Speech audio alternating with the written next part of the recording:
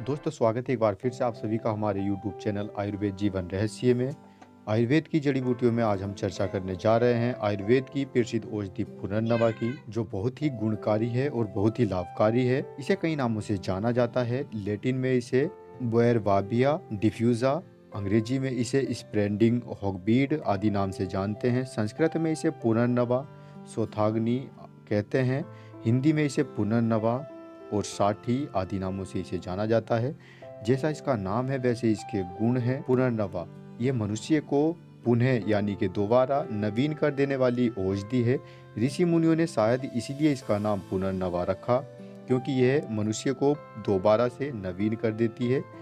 ये हमारे देश में सभी जगहों पर पाया जाता है। पुनर्नवा का जो ये पौधा है ये वर्ष भर हरा भरा रहता है। बरसात के मौसम में इसमें फूल खिलते हैं। कई बीमारियों में इस पौधे का प्रयोग किया जाता है। इस पौधे की पत्तियां और जड़ का ज्यादा प्रयोग किया जाता है। और इस वीडियो में हम पुनर्नवा के औषधीय गुणों का वर्णन करने जा रहे हैं। जिनको हृदय रोग है, जिनको दिल के रोग हैं, हृदय रोग में ये बहुत ही लाभकारी है।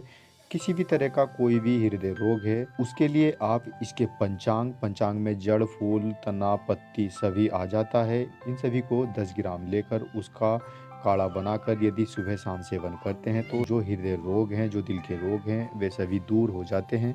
जिनको पीलिया रोग है, आंखें पीली हो गई हैं, उसके लिए रामबाण की तरह से काम करता है। पीलिया रोग के लिए पुनर्नवा की ताजी जड़ मिले तो उसका रस निकाल कर सुबह शाम यदि पीते हैं तो इससे जो पीलिया रोग है वह खत्म हो जाता है।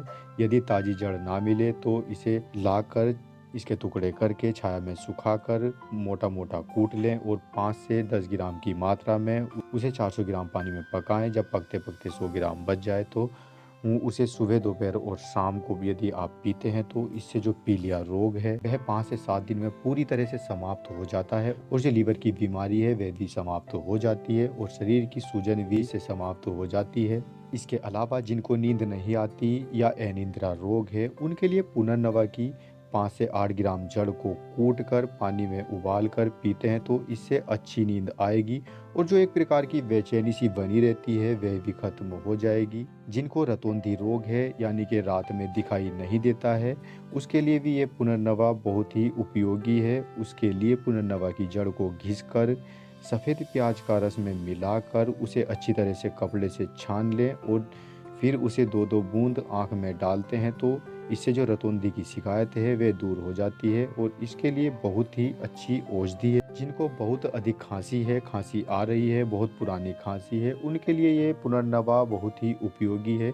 उसके लिए 4 से 5 ग्राम पुनर्नवा की जड़, 3 से 4 तुलसी की पत्तियां और 2 से 3 काली मिर्च मिलाकर उबाल कर उसमें थोड़ी मिश्री मिलाकर यदि सुबह शाम पीते हैं तो इससे खांसी में पूरा लाभ हो जाता है और जो बार बार खांसी आती है उससे छुटकारा मिल जाता है। इसके अलावा जिनको बुखार है, जिनको पुराना बुखार है या बार बार बुखार आता है उसके लिए अमृत है। उसके लिए पुनर्नवा की जड़, गिलोय इनका काढ़ा बनाकर यदि आप सुबह शाम पीते हैं तो इससे शरीर में जो विजातीय तत्व हैं वे इकट्ठा हो गए हैं वे सब बाहर निकल जाएंगे और बुखार भी ठीक हो जाता है, फिर बार बार बुखार नहीं आता।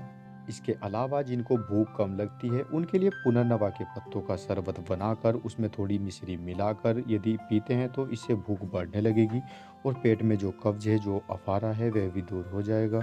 जिनको बार बार पेशाब जाना पड़ता है या जिनको पेशाब कम आता है, इन दोनों ही स्थितियों में पुनर्नवा की पत्तियों को पीसकर उसमें 2 से 3 काली मिर्च मिलाकर और शरबत की तरह से बनाकर यदि पीते हैं तो इससे पेशाब भी खुलकर होगा और जो पेशाब कम आता है वह भी नॉर्मल आना शुरू हो जाएगा। इसके अलावा जिनका शरीर कमजोर है, कमजोरी बनी रहती है, उनके लिए पुनर्नवा के पंचांग को लेकर छाया में सुखाकर उसका पाउडर बना लेना है और उसमें बराबर मात्रा में अश्वगंधा का पाउडर मिलाकर उसे 1-1 चम्मच की मात्रा में सुबह शाम खाने से जो कमजोरी है वह दूर हो जाती है और शरीर हष्ट पुष्ट हो जाता है, भूख भी लगने लगती है और जो शरीर को खाया पिया नहीं लग रहा था वह भी खाया पिया लगने लगता है। आज हमने जाना औषधीय पौधा पुनर्नवा के बारे में। हमें ज़रूरत है इन औषधीय पौधों के बारे में जागरूक होने की, जिससे इनकी रक्षा की जा सके और आप सभी इन औषधीय पौधों के लाभों को प्राप्त करते रहें। फिर मिलेंगे एक नए औषधीय पौधे के साथ और जिन्होंने हमारे चैनल को सब्सक्राइब नहीं किया है वे हमारे चैनल को सब्सक्राइब कर लें, जिससे वे आगे आने वाली इन औषधीय पौधों इन जड़ी बूटियों की जानकारी को आसानी से प्राप्त कर सकें। तब तक के लिए जय हिंद, जय भारत, स्वस्थ भारत।